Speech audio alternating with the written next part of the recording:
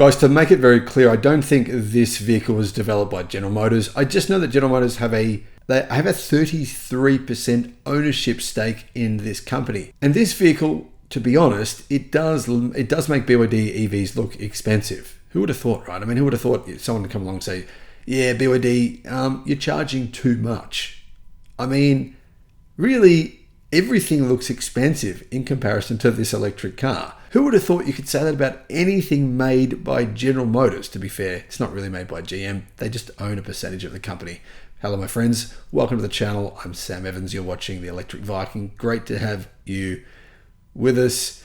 Guys, I'll be at the Sydney EV show, which is in November. So come along. It's going to be fantastic, and there'll be some new electric cars. I'll show you my EV if you want to come and check it out, and talk to you guys. If you want to come and talk and hang out afterwards, that'd be fantastic. We did that with a few people at the Melbourne EV show, and we had a great time afterwards. So what is going on here with this new vehicle from General Motors? Well, General Motors would have you believe that this is General Motors. I mean, they claim sales from their Wuling tri-venture as GM sales. So that's why GM believes that they could overtake Tesla. They're basically including sales from the so-called SGMW. So SGMW means the SAIC GM Wuling tri-venture. SAIC owns 33%, GM owns 33%, and Wuling owns the other 33%. But the truth is, Wuling actually makes these cars. They just get funding from GM and SAIC as well. The starting price for what is an MPV sized electric car is staggering, $9,850. This is not a small vehicle.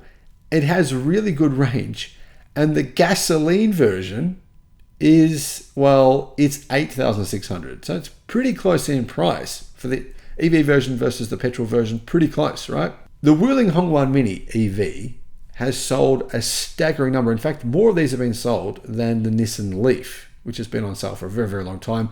They've sold nearly 6 million Wuling Hongwan Minis, right?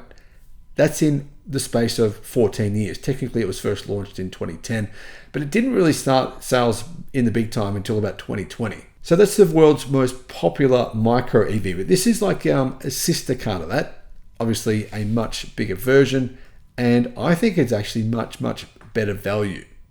Why would I say that? Well, it's as big as a BYD Atto 3, but obviously has a lot more interior space, got a really small bonnet. So similar size. In fact, it's a little bigger than a BYD Atto 3.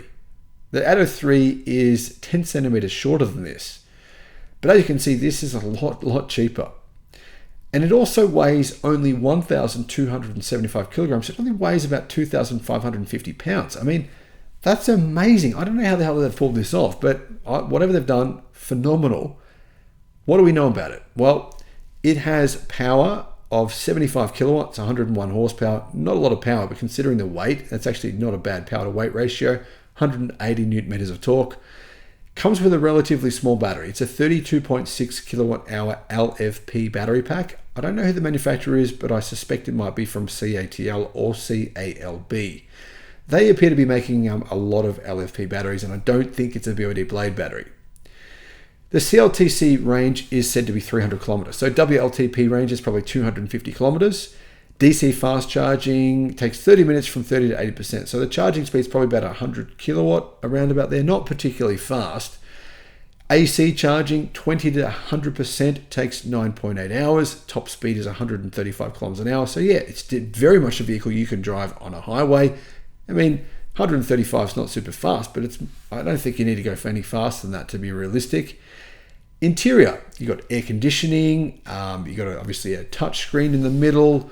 It has ABS braking, electronic brake force distribution, and an optional driver airbag. So airbags are optional at this price, apparently.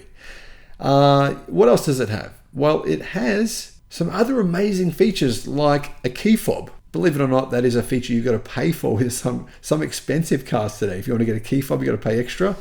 It also has one-touch lowering of the driver's side window. Amazing. And a 12-volt onboard power supply and a radio. Comes with a radio. Now, as crazy as it is, some of those things you do have to pay extra for with expensive cars. I can't believe I'm saying that, but it's true. So, What about the seating? All right, this is such a good deal because this is a 6-seater, right? You can get it as a 2+2+2, 6-seat car, right? Less than $10,000. You can also get it as a 2+3, so 2 seats at the front, 3 in the back, and then you got a much bigger boot. Trunk volume is apparently 2.8 meters squared. It's about I believe about a 600-liter trunk. It's a pretty big size. Honestly, it's a pity that cars like this are not being sold outside of China. They absolutely should. I mean, really, you only need a few other added things to this to make it, legal in other countries outside of China. Obviously, airbags are mandatory. A few things like that. But other than that, this is a good vehicle. Lithium iron phosphate battery, right? 250 kilometers of range. It's big. It's simple. A lot of people don't need anything more complicated. This actually be the perfect work vehicle like a work van for a lot of people. You don't need a huge van for a lot of people. You just need something like this. But what about families? Families on a budget. Can you get a 6-seater anywhere else in the world for under $10,000 which is electric, which has decent range? No. I think this is it. I can't find anything else. General Motors, bring this to America. Make these in America. I mean, if you sold these for twice the price in America, I reckon people would buy them. But I could be wrong. Let me know what you guys think in the comments. Thanks for watching.